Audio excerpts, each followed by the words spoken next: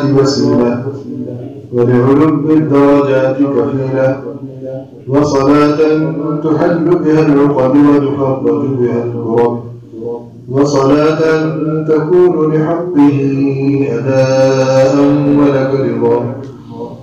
أما بعد فأعوذ بالله من الشيطان الرجيم. بسم الله الرحمن الرحيم. قال الله تبارك وتعالى ومن أحسن قولا ممن دعا إلى الله وعمل صالحا وقال إنني من المسلمين. وقال تعالى إن الذين قالوا ربنا الله ثم استقاموا تتنزل عليهم الملائكة ألا تخافوا ولا تحزنوا وأبشروا بالجنة التي كنتم توعدون. نحن أولياؤكم في الحياة الدنيا وفي الآخرة ولكم فيها ما تشتهي أنفسكم ولكم فيها ما تدعون نزلا من غفور رحيم. وقال النبي صلى الله عليه وسلم الدنيا دار من لا دار له ومال من لا مال له ولها يجمع من لا عقل له. وقال النبي صلى الله عليه وسلم الكيس من دان نفسه وعمل لما بعد الموت والعاجز من أتبع نفسه هواها وتمنى على الله أو كما قال عليه الصلاة والسلام. میرے محترم بھائیوں بزرگوں دوستوں اور عزیزوں،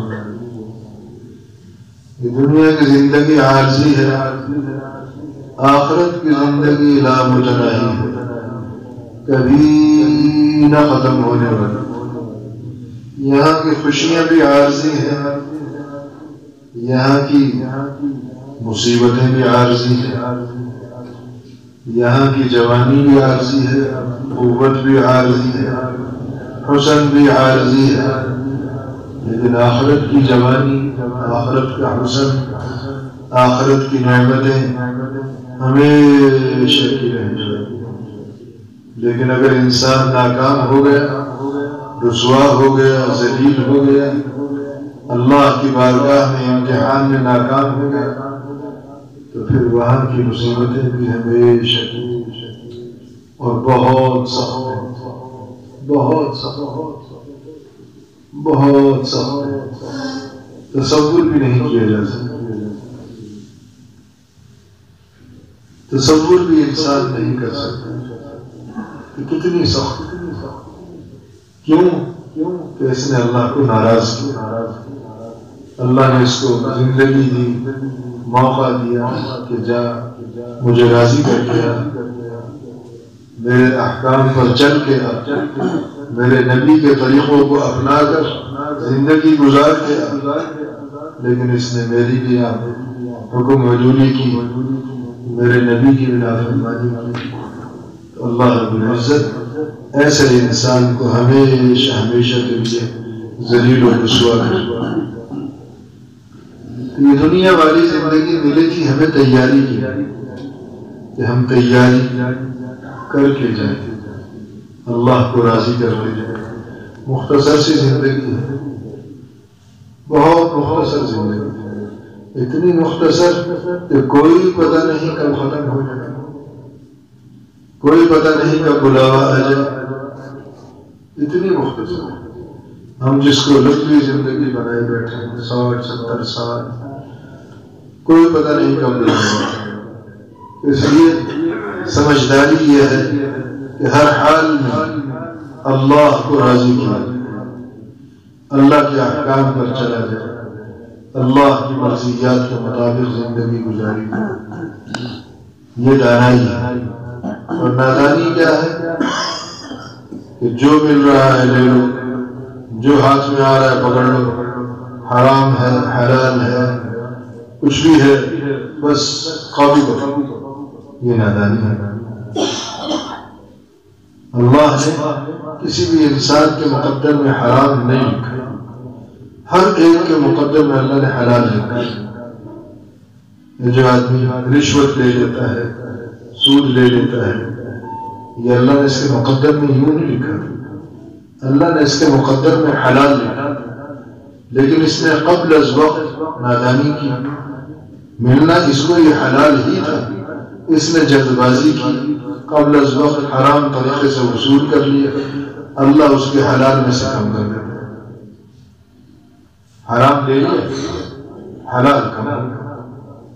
انسان جلد باز ہے، بعض لوگ سمجھتے ہیں دفاتر میں آج کل عام رشوت چل رہی ہے، روزانہ 5,000 10,000 بنا کے آ رہا ہے، تو یہ اس کے مقدر میں اللہ نے حلال رکھا تھا، حلال ہی تھا، لیکن اس نے سمجھا کہ یہ تو اوپر کی کمائی ہے، یہ تو اوپر کی اپنے ہاتھ کی صفائی ہے، بناؤ جتنا بنتا ہے، ایسا نہیں ہے، یہ اپنے آپ کو برباد کر رہا ہے۔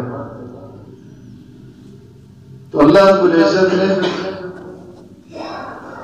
ہمیں پابند کیا، ہم پابند ہیں اللہ کے احکامات کا، جو کہ پیدا بھی ہمیں اللہ نے کیا، جس نے ہمیں بنایا ہے اس نے ہمیں پابند کیا، جو کسی چیز کو بناتا ہے اس کے قوانین بناتا ہے۔ ایک گاڑی، کوئی مشین بھی کسی ملک سے آتی ہے، اس کے ساتھ کتاب چلانا، اس کو یوں چلانا ہے، ہدایات آتی ہیں تو اس کے مطابق چلاتے ہیں، پہلے سکھاتے ہیں پھر چلاتے ہیں۔ تو اللہ تعالیٰ نے انسان کی ایک بہت بڑی مشینری اس کو بنایا، اس کی ہدایت کے لیے ایک کتاب بھی اتاری اور اس کتاب کو سمجھانے والا بھی بھیجا، قرآن حکیم اللہ نے ہمیں نصیب فرمایا۔ حضرت محمد صلی اللہ علیہ وسلم سمجھانے والے ہیں کہ دیکھو اس مشینری کو اس کتاب کے مطابق چلانا، اور اس کی تفصیل یہ ہے، آپ کی مبارک زندگی اس کی تفصیل ہے، اپنے وجود سے آپ کر کے دکھائیں، ایک ایک عمل کو سمجھا کر بتلا کر چلے، انسانیت کو اس کی کامیابی کا رستہ، کامیابی والا بھی ناکامی والا بھی، قرآن خود کہہ رہا ہے وَهَدَيْنَاهُ النَّجْدَيْنِ، ہم نے انسان کو دونوں رستے دکھائے، کامیابی والا بھی ناکامی والا بھی۔ اب جو جس رستے پر چل، جو جس رستے کو اپنا لے اس پہ چل پڑے گا، اس کے انجام کو خود ہی پہنچ جائے گا۔ سرور کونین تاجدار مدینہ محمد عربی صلی اللہ علیہ وسلم کتاب بھی لے کر آئے اور ہدایت بھی لے کر آئے، لیکن ہدایت ان کے ہاتھ میں نہیں تھی، ان کو یہ کہا کہ آپ ہدایت کی محنت دیں گے، ہم ہدایت کو اللہ نے اپنے ہاتھ میں، ہدایت والی محنت لے کر انسانیت کو سمجھانا، ہدایت دے نہیں سکتے۔ بلال حبشی یہی تو کہا کرتے تھے کہ اللہ تیرا شکر ہے کہ تو نے ہدایت اپنے ہاتھ میں رکھی، اگر تو نے محمد عربی صلی اللہ علیہ وسلم کے ہاتھ میں ہدایت رکھی ہوتی تو سب سے پہلے قریش، ہاشم کا خاندان، بڑے بڑے خوبصورت حسین جوان، ان کو ہدایت ملتی، ان میں تقسیم ہوتی، تو نے اپنے ہاتھ میں رکھی، مجھ جیسے کالے حبشی کا نمبر پہلے آ گئے، ورنہ مجھے کون پوچھتا؟ میری ناک بھی موٹی تھی، میرے ہونٹ بھی موٹے تھے، میرا رنگ بھی کالا تھا اور میں حبشی غلام تھا، مجھے کہاں ملنا تھی؟ تیرا شکر ہے کہ تو نے ہدایت کو اپنے ہاتھ میں رکھا اور مجھ جیسے کالے حبشی کا نمبر بھی آ گیا۔ تو حضور علیہ السلام ہدایت والی محنت لے کر آئے اور اپنی امت کو اس پر ڈال کر کہ یہ ہدایت والی محنت صرف میرے زمانے تک نہیں ہے، آنے والی قیامت تک، قیامت کے صبح میری امت اس میری ذمہ داری کو لے کر چلے گی، میری امت میری اس ذمہ داری کو کرے گی جس کو میں اپنی امت کے کندھوں پر ڈال کر جا رہا ہوں۔ تمام لوگ سب کے ذمہ داری، خصوصاً علماء کا، ان کو ایک اعزاز بخشا۔ العلماء ورثۃ الانبیاء، علماء انبیاء کے وارث ہیں۔ پھر ساتھ یہ بھی بتلا دیا کہ انبیاء کی دولت نہیں چھوڑ کے جاتے تھے۔ وَإِنَّ الْأَنْبِيَاءَ لَمْ يُوَرِّثُوا دِينَارًا وَلَا دِرْهَمًا، دینار اور درہم کے وارث بنا کر نہیں جاتے انبیاء، انما ورثوا العلم، وہ تو علم کے وارث بنا کر جاتے ہیں، علم چھوڑ کر جاتے ہیں، ہدایت چھوڑ کر جاتے ہیں۔ تو ہدایت والی مبارک محنت حضور صلی اللہ علیہ وسلم اس دنیا میں لے کر آئے، جس کی برکت سے کہاں سے صہیب رومی چلے ان کو ہدایت مل گئی، سلمان فارسی کہاں سے چلے ان کو ہدایت مل گئی، بلال حبشی کہاں سے آئے ان کو ہدایت مل گئی، اپنے چچا قریب بیٹھے ہیں، اپنا خاندان قریب بیٹھا ہے، ان کو ہدایت مل گئی۔ کیوں کہ ہدایت اللہ کے ہاتھ میں، ہمارے ذمہ کرنا ہے۔ انسان کو اللہ نے مکلف بنایا ہے محنت کا، کہ محنت انسان کرے گا، نتیجہ اللہ نکالے گا۔ محنت انسان کے ذمہ ہے۔ اب تاجدار مدینہ سرور کونین حضور صلی اللہ علیہ وسلم محنت فرما رہے ہیں، محنت مکے میں ہو رہی ہے، نتیجہ مدینہ میں ابھر رہا ہے۔ کیوں کہ اللہ یہ بتا رہے ہیں کہ ہدایت آپ کے ہاتھ میں نہیں، ہمارے ہاتھ۔ ہم جہاں اس کا نتیجہ نکالیں نہ نکالیں، آپ نے محنت کری۔ اسی وجہ سے علماء نے لکھا قیامت کے دن کتنے انبیاء آئیں گے، ہر نبی اپنی امت کے ساتھ ہوگا۔ تو کسی کے ساتھ بڑی جماعت، موسیٰ علیہ السلام، بہت بڑی قوم، کسی کے ساتھ 10 آدمی، کسی کے ساتھ 8 آدمی، کسی کے ساتھ 2 آدمی، کسی کے ساتھ کوئی بھی نہیں۔ کئی انبیاء ایسے ہوں گے جن کا ماننے والا کوئی ساتھ ہوگا ہی نہیں، تو کیا وہ ناکام ہوگا؟ نہیں، وہ ناکام نہیں، وہ کامیاب ہو گئے۔ ناکام تو وہ ہوئے جنہوں نے مانی نہیں۔ نبی تو آئے، نبی نے محنت کی، مارے کھائی، تکلیفیں برداشت کی، لیکن جنہوں نے مارا ناکام وہ ہو گئے، جنہوں نے بات نہیں مانی ناکام وہ ہو گئے۔ انبیاء علیہ السلام تو کامیاب ہیں۔ تو یہی بات اس امت کے لیے بھی ہے، محنت کرنے والا کامیاب ہے، کیونکہ محنت کس کی ہے؟ سرور کونین کی، تاجدار مدینہ کی۔ آواز کس کی ہے؟ حضور بس۔ آج اگر کسی وزیر کی طرف سے کوئی بھنگی ڈھول بجا کر آواز لگا رہا ہو تو کوئی کہے کہ ہم اس بات کو نہیں مانتے۔ کیوں نہیں مانتے؟ وہ یہ اعلان کرنے والا بھنگی، تو اس کی بات کا اعتبار ہوگا؟ نہیں ہوگا۔ یہ اعلان کس کا ہے؟ اعلان کس کی طرف سے ہو رہا ہے؟ اعلان تو وزیر کی طرف سے ہے، صدر صاحب کی طرف سے، سلام کی طرف سے۔ اگر ڈھول کے اوپر وہ کاغذ لگا کر اعلان سنا رہا ہے اور آواز بھی دے رہا ہے، اپنا ماننے والا یہ کہے کہ میں تو نہیں مانتا کیونکہ اعلان کرنے والا بندی ہے، یہ اس کی حماقت۔ اب کوئی بھی کیسا ہی ہو، گورا ہو یا کالا ہو، حسین ہو، خوبصورت ہو یا بدصورت ہو، آواز کس کی لگا رہا ہے یہ دیکھا جائے۔ یہ نہیں کہ ہے کون، آواز کون لگا رہا، نہیں، یہ بات اس کا اعتبار ہے۔ تو حضور علیہ السلام اس امت کو جس دعوت والی مبارک محنت کو ہاتھ لے کر آئے تھے، پوری امت کے افراد کو اس کی ذمہ داری سونپ کر رہے ہیں، خصوصاً علماء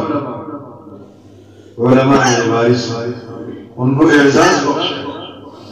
یہ بڑے ہیں، یہ سمجھدار ہیں، ان کی ذمہ داری زیادہ ہے، ان کی ذمہ داری زیادہ ہے۔ ایک باپ اگر مرے، اس کے 4 بیٹے ہوں، ایک بڑا ہے جوان، ایک چھوٹا سا ہے دودھ پیتا، شریعت کا حصہ سب کے برابر ہے۔ یہ نہیں کہیں گے کہ اس نے تو باپ کا ہاتھ بھی بڑھایا تھا، اس نے تو باپ کے ساتھ کمائی بھی کی تھی، لہذا اس کا حصہ دگنا ہے، یہ تو بھی دودھ پی رہا، اس نے تو کیا کچھ نہیں، اس کا حصہ سنگل ہے، اکیلا ہے، شریعت نے دونوں کو برابر، دونوں برابر۔ حضور علیہ السلام نے اپنی اس دعوت والی مبارک محنت میں ذمہ داری سب پہ ڈالی ہے، لیکن علماء کو اجاگر کیا یہ طبقہ میرا طبقہ، یہ میرے ہیں، ان کی ذمہ داری زیادہ ہے، کیونکہ یہ علماء اللہ نے ان کو سمجھ بوجھ دی ہے، شعور دی ہے، ذمہ دار سب ہیں، بڑے بھی چھوٹے بھی، لیکن علماء کو عزت بخشی۔ حضور علیہ السلام نے علم کے ناطے عزت بخشی، یہ علم والے ان میں میری والی بات جس کو میں سمجھا کر جا رہا ہوں یہ اس کو زیادہ سمجھا سکتا ہے، ان کی ذمہ داری زیادہ ہے، یہ اپنی میری امت کی فکر کریں، میری امت کو ہدایت والی راہ پر ڈالیں، ہدایت والا راستہ دکھائیں گے۔ کیوں؟ یہ میرے وارث، براہ راست میرے وارث۔ کسی زمانے کا آنے والا عالم چاہے وہ قرب قیامت میں آیا ہے وہ حضور کا وارث، یہ نہیں کہا جائے گا کہ جو پہلے تھے صحابہ کا دور وہ زیادہ وارث تھے، اب ہمارے پاس پہنچا ہی کیا کہ ہم وارث بنے۔ ہم بھی اسی ذمہ داری کے ساتھ جیسے وہ تھے، جیسے صحابہ نے اس ذمہ داری کو سینے سے لگایا اور پورے عالم میں پہنچا، ایسے ہی قیامت کے قریب میں آنے والا عالم اس کی بھی ذمہ داری ہے۔ کیوں؟ یہ دانا ہے، یہ دانشور ہے، یہ سمجھ بوجھ رکھنے والے ہیں۔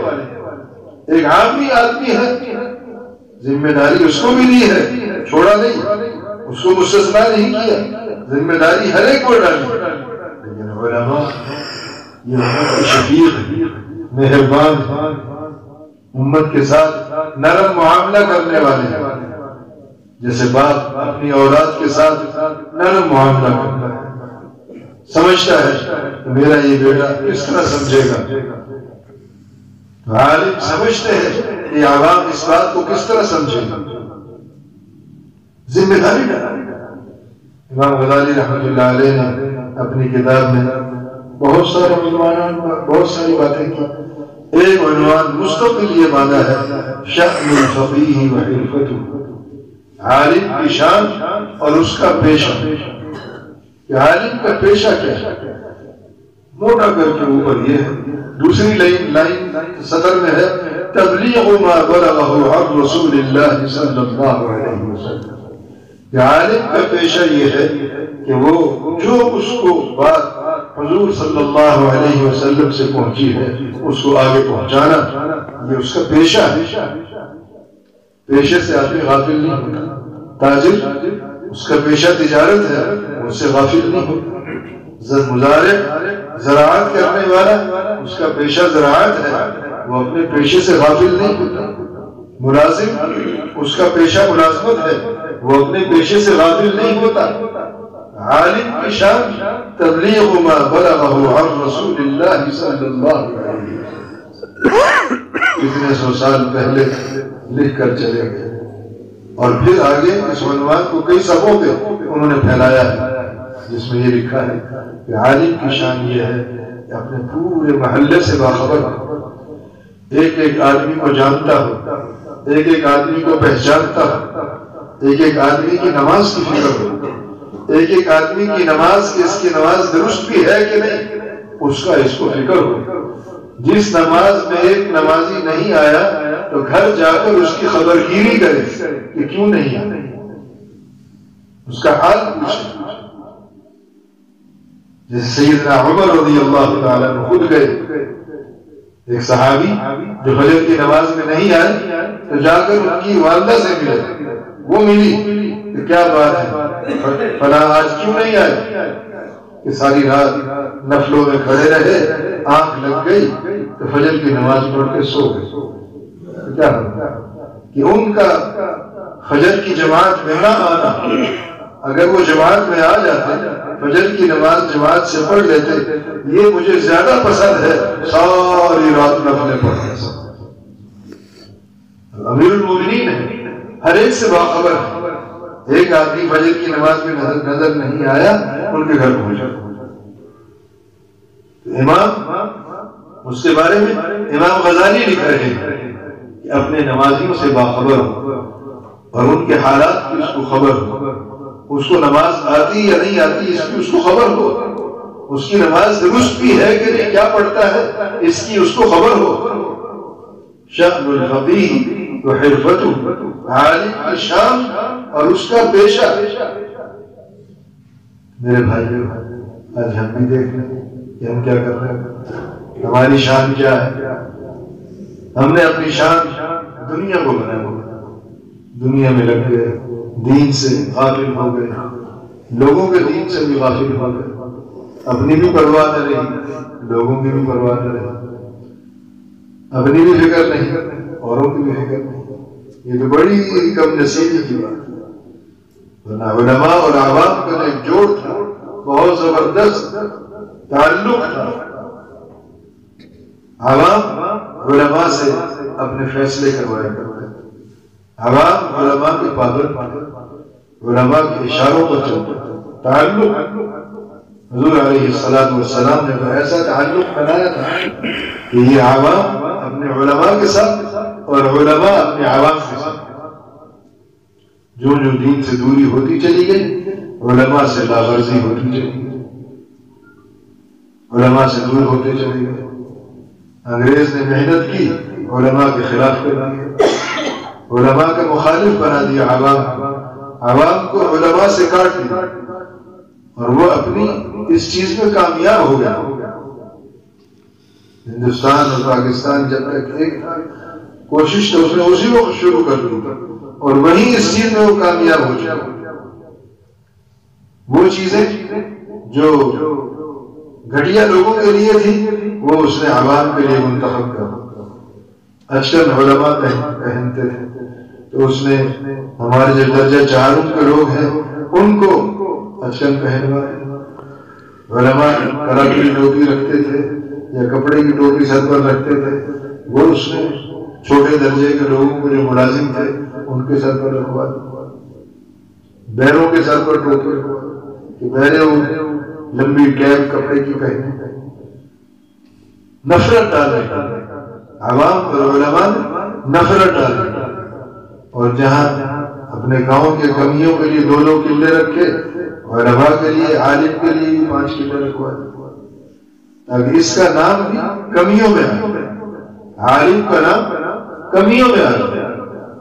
وہ ظالم اپنی محنت کر کے چلا گیا، عوام کو علماء سے توڑ دیا، کاٹ دیا، ورنہ عوام علماء کے ساتھ تھے، قدم قدم پر ساتھ دیتے تھے، جان دیتے تھے۔ نفرت پیدا کی، جدا ہو، فیصلے علماء کرتے تھے۔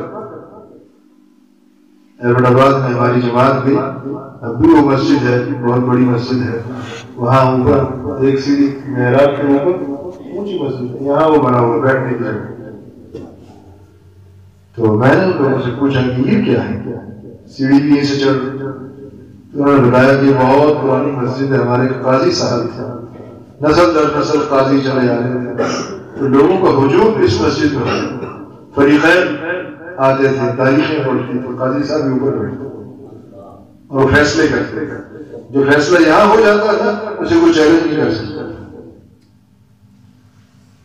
علماء کا یہ مقام تھا، اللہ نے علماء کو عظمت بخشی، عزت بخشی، لیکن جب ٹوٹ گئے ایک دوسرے سے، نفرتیں پیدا ہو گئی، تو حضور علیہ السلام یہ مواقع پہلے سے ہی بتلا گئے کہ پھر ہم معمولی باتوں پر اپنے دین کو بیچنے والے بن جائیں،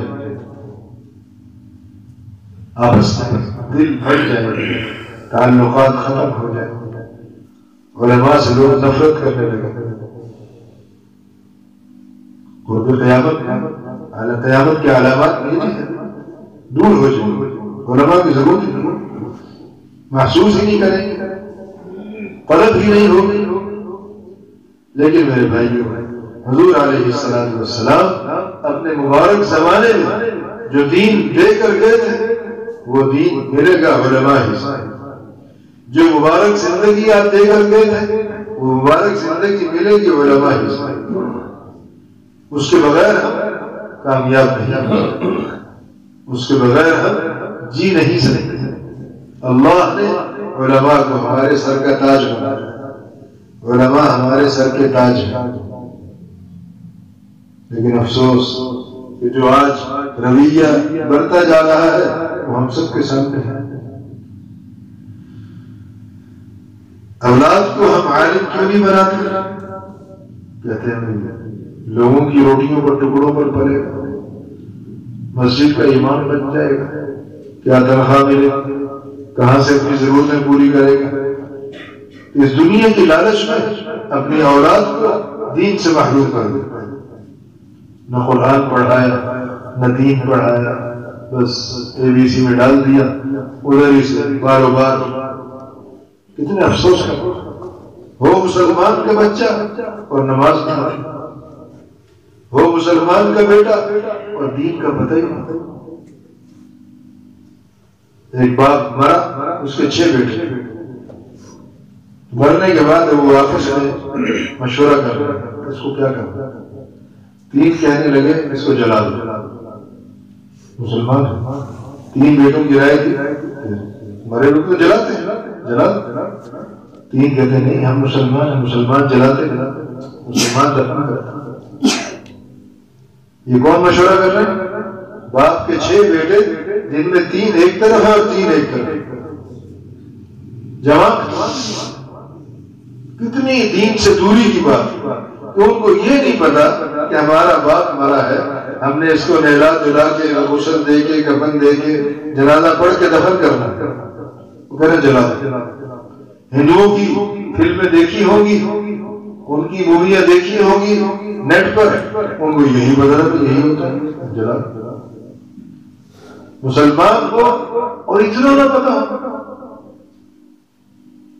باپ مرا ہے، جنازہ پڑا ہے، بیٹا وہ پیچھے کھڑا ہے، کوئی کہہ رہا ارے آ جاؤ، مجھے تو جنازہ نہیں آنا، میں نے کیا پڑھا، رسمت بھی ساتھ نہیں کھڑا ہوں۔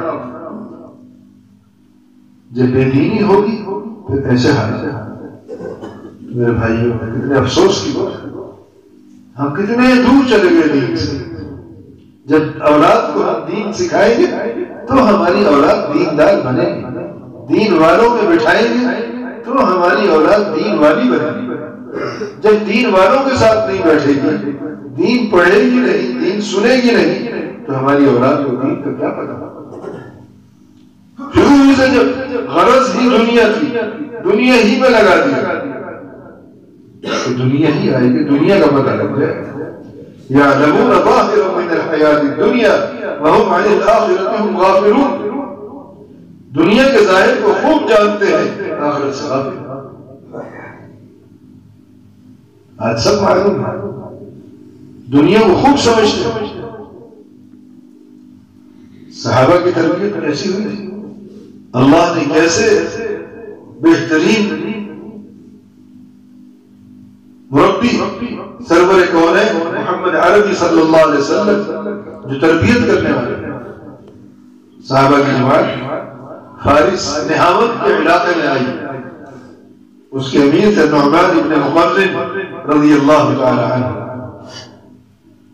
تو وہاں پہنچ گئے تو رستے میں کسی نے فارس کا علاقہ جب شروع ہوا تو صحابہ نے کبھی اخروٹ دیکھا ہی وہاں کا اخروٹ، ایک صحابی نے اس علاقے میں جب پہنچے تو وہ خرید و فروخت کی تو اخروٹ لے کر آئے، امیر صاحب کے سامنے لا کے اس کو رکھ کے جو پتھر مارا توڑا تو اندر سے وہ گری نکال کے دی امیر صاحب کو دیجیے، یہ کیا ہے، کھائیے۔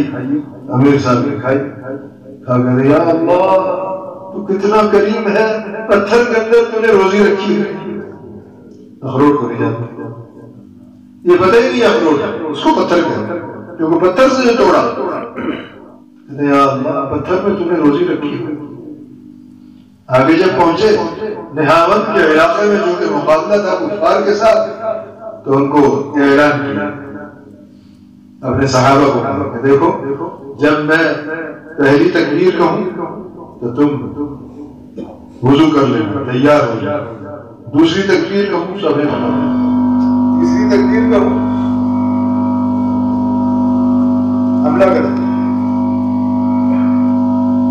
تو پہلی تکبیر بھی ہو گئی، صحابہ تیار ہو گئے، دوسری تکبیر ہوئی، سب خستہ ہو گئے، تیسری تکبیر نہیں ہو گئی، صفیں کھڑی ہیں، سامنے دشمن کی صفیں ہیں، ادھر صحابہ کی صفیں ہیں، تو دشمنوں کی طرف سے تیروں پر تیر آ رہے ہیں، لیکن امیر صاحب تکبیر نہیں کہہ رہے۔ مغیرہ بن شعبہ رضی اللہ تعالیٰ عنہ بڑے عظیم صحابی آئے جلال میں، اے امیر آپ ہمیں اجازت کیوں نہیں دے دیتے، کیوں تکبیر نہیں کہتے، دیکھ نہیں رہے دشمن کی طرف سے تیروں کی بوچھاڑ ہو رہی۔ فرمانے لگے اے مغیرہ مجھے معلوم ہے تو محمد صلی اللہ علیہ وسلم کے بڑے عظیم صحابی، لیکن مجھے وہ گھڑیاں معلوم ہیں جن گھڑیوں میں اللہ کی مدد آتی، جن گھڑیوں میں اللہ کی مدد اترتی ہے، ابھی تک وہ مدد نہیں آئی۔ میں ان ہواؤں کو جانتا ہوں جن ہواؤں میں اللہ کی مدد آتی ہے، وہ ہوائیں ابھی نہیں چلی، حملے کا فائدہ کیا ہے؟ تھوڑی دیر بعد تکبیر کہی، اللہ اکبر، اور مسلمانوں نے حملہ کیا، آدھے گھنٹے میں اللہ نے فتح نصیب کر دی۔ ہم کیا تربیت تھی کہ اخروٹ کو نہیں جانتے لیکن ان ہواؤں کو جانتے ہیں جن ہواؤں میں اللہ کی مدد آتی ہے۔ آج ہمارا بچہ اخروٹ سے ان چیزوں سے واقف ہے لیکن قرآن نہیں جانتا، حدیث کا نہیں پڑھا، اللہ کے اوامر کا نہیں پڑھا۔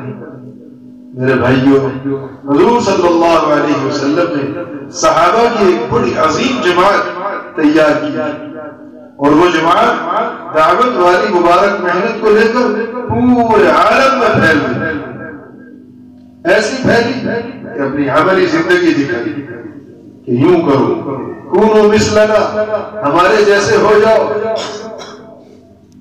ہمارے جیسے ہو جاؤ، اپنے آپ کو نمونہ بنا کر پیش کر، اپنے آپ کو نمونہ دکھا رہے، اپنے آپ کو نمونہ بنا کر کہہ رہے کہ دیکھو جیسے ہم ہیں ویسے تم ہو جاؤ، ہم تو مال دولت کے لیے نہیں آئے، تمہارے مال پر ہم قبضہ نہیں کرنا چاہتے، ہمارے جیسے ہو جاؤ، تم ہمارے بھائی ہو، ہماری حکومتیں تمہارے پاس رہیں، تمہاری سلطنتیں تمہارے پاس رہیں، ہمارے جیسے۔ تو میرے بھائیوں، اللہ نے عظیم دولت صحابہ کرام کو نصیب فرمائی جو ہم تک پہنچی لیکن ہم قدر نہ کر سکے۔ حضور علیہ السلام والی عظیم اور عالی مبارک محنت کو جیسے لے کر چلنا چاہیے تھا نہیں چل سکے۔ عوام اور علماء علیحدہ، اگر علماء کے اندر عوام کی محبت ہوگی، عظمت ہوگی، پیار ہوگا، عوام قریب آ جائے گا۔ حضرت الیاس رحمۃ اللہ علیہ نے ایک جماعت نکالی تھی اپنی زندگی میں، ان کو بھیجا تھانہ بھون، پہلے کہا کہ تم سیدھے وہاں نہ چلے جانا، قرب و جوار میں کام کرنا، جب وہ حضرات بلائیں تو آ جاؤ۔ یہ جماعت اس کے ارد گرد دیہاتوں میں کام کرتی رہی، لوگ وہاں سے آتے جمعہ پڑھنے کے لیے تو آ کر حضرت تھانوی رحمہ اللہ اور وہاں کے علماء کو حالات سناتے کہ جی ایسے ایسے کوئی جماعت آئی ہوئی ہے اور یہ باتیں کرتی ہے، یہ کہتی ہے، یہ کہتی ہے۔ حضرت کئی جمعے سنتے رہے، ایک دن فرمایا ان سے کہو بھی یہاں بھی آ جاؤ، تو وہ جماعت وہاں بھی آ گئی۔ یا ایک اور جماعت غالباً، جیسے میری یادداشت کمزور ہے، مہدی عبدالرحمان اس کے امیر تھے، غالباً ہمارے بڑے حضرت مفتی بیت اللہ صاحب رحمہ اللہ ان کے علاقے میں کہیں گئی تھی، وہاں اس مجلس میں بیٹھنے والے اس طلباء علماء تھے، وہ میاں جی تھوڑی دیر تو کھڑے رہے کہ میں کیا کہوں، یہ علماء بیٹھے ہیں، میں ایک جاہل آدمی ان سے کیا بات کروں۔ تو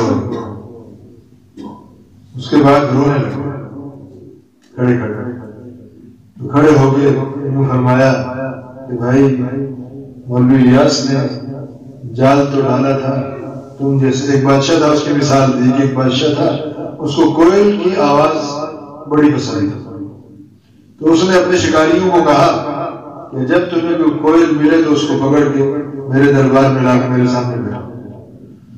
شکاریوں نے اپنے جو باغبان تھے ان کو کہا، تو باغ میں کوئل آ کر بول رہی تھی، وہ آئے آ کر شکاریوں کو کہا کوئل آئی بیٹھی، وہ لوگ دوڑے جال لے کر، جہاں کوئل بیٹھی تھی وہ تو اڑ چکی تھی، وہاں ایک الو بیٹھا ہوا، انہوں نے کہا یہی کوئل ہے، اس پہ جال مارا، اسے پکڑ لیا، پھنس گیا، وہ لا کے بادشاہ کے دربار میں لا کے بٹھا دیا۔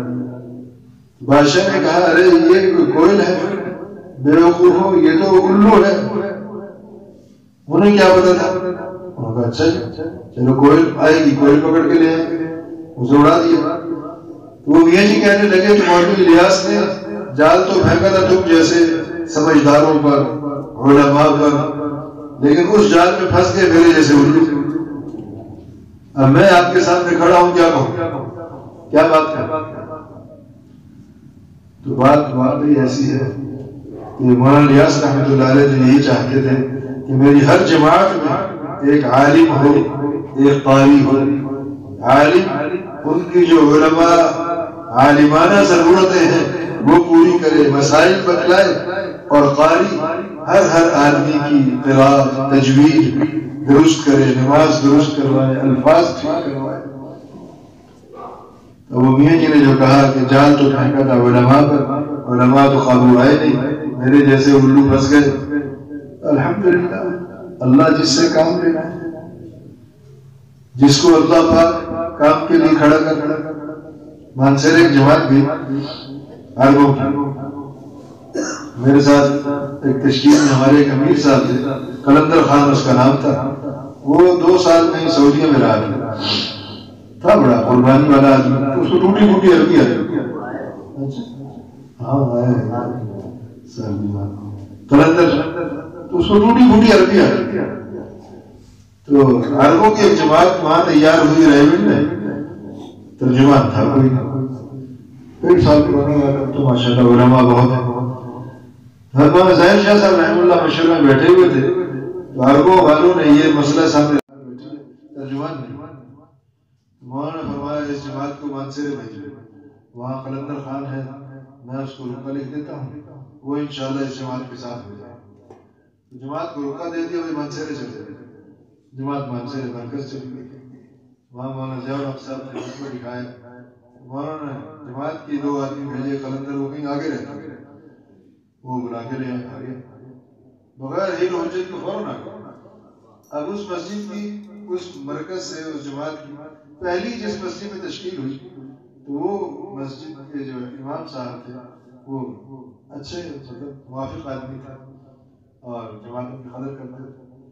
ان کے ایک دوست جماعت اسلامی کے فکر والے وہ پاس ملنے کے لیے آئے، تو جب بیان شروع ہوا تو وہ دوست ساتھی بیٹھے ہوئے تھے امام صاحب، تو عرب ساتھی کا بیان تھا، تو اس قلندر نے اس کو کہا، سمجھایا کہ دیکھو میں عالم نہیں، میں ایسے للو پنجو، مجھے 2-4 لفظ عربی کے آتے ہیں، بس آیت نہ پڑھنا اور حدیث نہ پڑھنا، اپنی بات جو مرضی کرنا اس کا میں ترجمہ کر لوں گا۔ تو قلندر مجھے کہتا اس کو آیا جوش، آیتوں کو لین لگا، اب مجھے کیا پتا کہ قرآن کیا تفسیر کرتی، اس نے تو آیت پڑھ دی، تو کہتے ہیں میں نے جو بزرگوں سے سن رکھا تھا تھوڑا بہت وہ بتا دیا، جو اپنے علم کو میں نے نہیں جانا۔ خیر جب بیان ختم ہو گیا تو وہ جو مہمان عالم آئے ہوئے تھے انہوں نے اس کو کہا کہ آپ نے ترجمہ ٹھیک نہیں کیا، بددیانتی کیا، تو یہ تو بولا نہیں، وہ امام صاحب بولا، انہوں نے کہا یہ اس کا قصور نہیں، یہ تیرا اور میرا قصور ہے، جب تو اور میں آگے نہیں آئیں گے، انہوں نے تو اپنا کام چلانا چل بھی گیا، تشکیل بھی ہو گئی، جماعت بھی بن گئی، ان کا کام تو ہو گیا، قصور تیرا اور میرا، جب تو اور میں آگے نہیں آئیں گے، انہوں نے تو اپنا کام کرنا کر لیا، ترجمہ بھی ہو گیا، عرب نے بیان بھی کر دیا، نقل جماعت بھی تیار ہو گیا۔ تو میرے بھائیو علماء ہوں گے کہ علماء اہل ہیں. ہر جماعت میں عالم، ہر جماعت میں قاری، تو جماعت اعلیٰ ہوگی، جماعت کی تربیت اعلیٰ ہوگی. لیکن جب عالم اور قاری نہیں ہوں گے تو جماعت والے جیسی کیسی ٹوٹی پھوٹی جا کے کر کے آ جائیں گے. ٹوٹی پھوٹی تو ہے، وہ تو آواز لگائیں گے. جیسے کہیں آگ لگ جائے، بچے شور مچاتے ہیں، شور ڈالتے ہیں، بڑے آتے ہیں آگے سنبھال لیتے ہیں. بچوں نے تو شور ڈالا، اب یہ جماعت شور ڈالتی پھر کہ بھائی اپنا ایمان بچاؤ، اپنا ایمان بچاؤ، ارے ایمان بچاؤ. علماء سنبھالیں گے. علماء نہیں سنبھالیں گے تو پھر جب آگ لگ جائے گی، ہر چیز بھسم ہو جائے گی، نقصان ہو جائے گا، پھر سب افسوس کریں گے. اللہ نے موقع دیا ہے، ابھی موقع ہے، ابھی وقت ہے. اللہ نے ہم سب کو دین کی سمجھ بوجھ عطا فرمائی ہے. اگر ہم اس مبارک اور عالی محنت کے لیے کھڑے ہو گئے اور ہمارے مال ہماری جانیں لگ گئی، اہل علماء ہیں، عوام اہل نہیں ہے جو شور ڈالنے والے. اصل علماء ہے جو اس کام کے اہل ہیں، جو کہ حضور یہ عظمت دے کر گئے. حضور فرما کر گئے العلماء ورثۃ الانبیاء، علماء ہی انبیاء کے وارث ہیں. تو حضور کی وراثت بٹ رہی ہے، تقسیم ہو رہی ہے. صحیح ہو جائے، صحیح نہج پر پہنچ جائے، صحیح ہم اس کو سنبھال لیں، کل قیامت کے دن حضور بھی خوش ہوں گے، سینے سے لگائیں گے، اپنے دست مبارک سے جام کوثر پلائیں گے، اور کتنی عظمت بخشیں گے کہ یہ وہ لوگ ہیں جنہوں نے اپنی جانوں کو قربان کیا، اپنے مالوں کو قربان کیا. میرا دین مٹ رہا تھا اور یہ اپنے مال اور جان میرے دین کے لیے لگا رہے تھے، اپنے اوقات کو صرف کر رہے تھے. اگرچہ علماء کی ذمہ داریاں بہت ساری ہیں، مدارس کی، مساجد کی، اور کئی ذمہ داریاں ہیں، سب کر رہے ہیں الحمدللہ، ساری دین کی محنت ہے. لیکن یہ سرپرستی جماعت کی یہ بہت ضروری ہے کہ علماء جماعت کے عوام کی سرپرستی کریں. ہمارے حضرات بار بار اس بات پر زور دے رہے ہیں کہ علماء آگے بڑھیں. علماء یہ کام ہی علماء کا، دعوت اور تبلیغ والی مبارک محنت ہے ہی علماء کی. میرے بھائیو، اس کے لیے الحمدللہ یہ جماعت جوہر آباد سے علماء کی جماعت آئی تھی تو پورے علاقے میں ساتھیوں سے ملے، احباب سے ملے، علماء سے ملے، پورے نورپور میں ملے. ماشاءاللہ آپ حضرات تشریف لائے، آپ حضرات کا آنا بہت مبارک ہے.